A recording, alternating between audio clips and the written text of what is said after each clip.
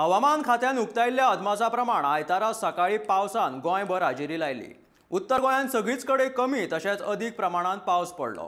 पेडण्या सयत बार्देश, पर्वरी आनी राजधानी पणजे सयत हेर वाठारांत पावस पडलो। फुडल्या 3 ते 4 वरांत उत्तरेसयत दक्षिण गोंयांत पावस पडपाक शकता, असो अदमास हवामान खात्यान उक्तायला। पावसान अचकीत हजेरी लायिल्ल्यान कामा निमतान घराभायर सरिल्ल्या लोकांची धांदल जाली। उत्तर गोंयच्या दिवचल, म्हापशें, बांबोळे, हळदोणे, मये, सांखळी आनी हेर वाठारांत पावसान हाजेरी लायली। अवकाळी पावसाचो मोसमी पिकावळीचेर परिणाम जावपाक शकता।